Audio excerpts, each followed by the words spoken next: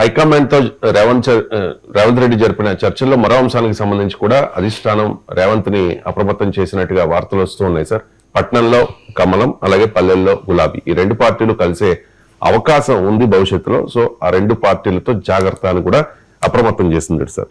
So ఈ రెండు పార్టీలు అంటే బీఆర్ఎస్ అండ్ బీజేపీ, ఈ రెండు పార్టీలు దగ్గర అవుతూ ఉన్నాయి అనేది కాంగ్రెస్ అధిష్టానం అంచనా. ఎవరు కాంగ్రెస్ అధిష్టాన నాయకుడు చెప్పిన మాట కాదు, మీడియాలో వచ్చిన మాట ఇది. పాసిబిలిటీ అంటే బీఆర్ఎస్ బీజేపీ కలవడం తమకు ప్రమాదం అనేది ఎవరికైనా కాంగ్రెస్ పార్టీకి అర్థమయ్యే అంశమేది. దానికి ప్రూఫ్ అరిథమెటికే కదా. మీకు 2023 అసెంబ్లీ ఎలక్షన్ తీసుకోండి, బీజేపీకి 14% వచ్చాయి, 13.9. మీకు 37.3%, మీకు 37.4% అనుకుంటాను, లిటిల్ ఓవర్ 37% బీఆర్ఎస్కి వచ్చింది. రెండు కలిపితే క్లియర్ గా 37 + 14 51%, లిటిల్ అబౌవ్ 15% వచ్చింది. కాంగ్రెస్కి వచ్చింది ఎంత? నియర్లీ 40%, 39.4%. సో 40% వచ్చింది. 37.3 + 13.9 అంటే 51.2 వీళ్ళకి వస్తే 40% ఏదో వాళ్ళకి వచ్చింది. అంటే 11% తేడా ఉంది. మీకు 2024 లోక్సభ ఎలక్షన్ తీయండి. సో కాంగ్రెస్ కు మీకు అదే 40% వచ్చింది, 40.1%. బీజేపీకి 35% వచ్చింది, 34.7 టు బి ప్రిసైజ్, 35. మీకు 35 నియర్లీ 34.9%, నియర్లీ 35 వచ్చింది. బీఆర్ఎస్ కు 16.7, నియర్లీ 17% వచ్చింది.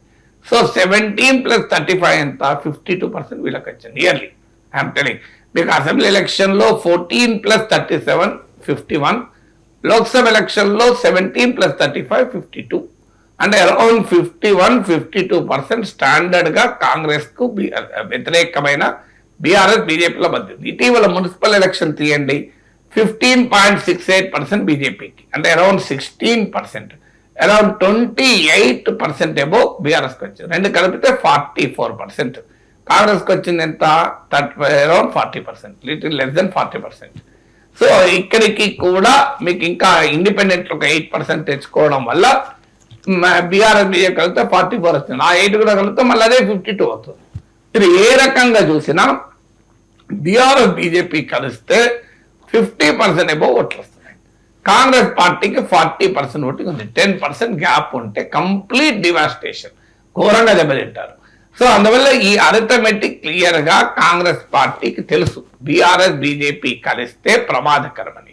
బీఆర్ఎస్ బీజేపీ కలవటానికి ఉన్న అడ్డంకి ఏంటి అంటే 10 ఏళ్ల పాటు బీఆర్ఎస్ అధికారంలో ఉండడం, కేసీఆర్ ప్రభుత్వానికి వ్యతిరేకంగా ప్రజల అసంతృప్తి నుంచి కాంగ్రెస్ అధికారంలోకి వచ్చింది. అందువల్ల బీఆర్ఎస్ తో బీజేపీ కలిస్తే ఆ అసంతృప్తికి ఎంతో కొంత బీజేపీ కూడా మూట కట్టుకోవాల్సి వస్తుంది. అందుకే వాళ్ళు కలవలేకపోయారు 2023లో.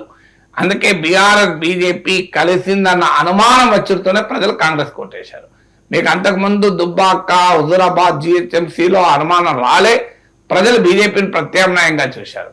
ఎప్పుడైతే కవిత అరెస్ట్ పైన మల్లగుల్లాలు పడడము, దాగుడు మూతలాడడము, బండి సంజయ్ కేసీఆర్ కి వ్యతిరేకంగా పెద్ద పోరాటం, ప్రజా సంగ్రామ యాత్ర పేరిట ఊపులో ఉన్న సమయంలో సడన్ గా ప్రజా సంగ్రామ యాత్ర ఆపడము, బండి సంజయ్ని మార్చడము, సో ఇవన్నీ చూసిన తర్వాత ప్రజలకు అనుమానం వచ్చింది బీజేపీ బీఆర్ఎస్ ఒకటే, వీళ్ళు ఇండైరెక్ట్ గా కలుస్తున్నారని. ఆ అనుమానం ఎప్పుడైతే వచ్చిందో బీఆర్ఎస్ వ్యతిరేక ఓటు, కేసీఆర్ వ్యతిరేక ఓటు బీజేపీకి పడలేదు. సో ఈ కాంటెక్స్ట్ ఉండడం వల్ల కాంగ్రెస్ లాభపడుతుంది. అయితే ఈ కాంటెక్స్ట్ ఎప్పటికి ఉంటుందా? ఎప్పటికి మీకు KCR for and against Telangana politics నడిస్తే ఈ కాంటెక్స్ట్ ఎప్పటికి ఉంటుంది. అప్పటిదాకా రేవంత్ రెడ్డి లేదా కాంగ్రెస్ వ్యతిరేక అనుకూల పోలరైజేషన్ జరిగితే అప్పుడు ఈ కాంటెక్స్ట్ ఉండదు. అందుకే కాంగ్రెస్ పార్టీ వ్యూహాత్మకంగా, ముఖ్యంగా రేవంత్ రెడ్డి కేసీఆర్నే టార్గెట్ చేస్తూ ఉంటారు. చాలా మంది రేవంత్ రెడ్డి ఏదో అమాయకము, రేవంత్ రెడ్డికి ఏదో అహంకారంతో కేసీఆర్ తిడుతున్నాడు అనుకుంటారు. కాదది. కేసీఆర్ని ఏదో చీఫ్ మినిస్టర్ స్థాయిలో ఉండి కేసీఆర్ పట్ల ఇట్లా అనడం ఏంటి అదే అని అంటుంటారు. అదంతా అమాయకత్వంతో మాట్లాడే మాటలు.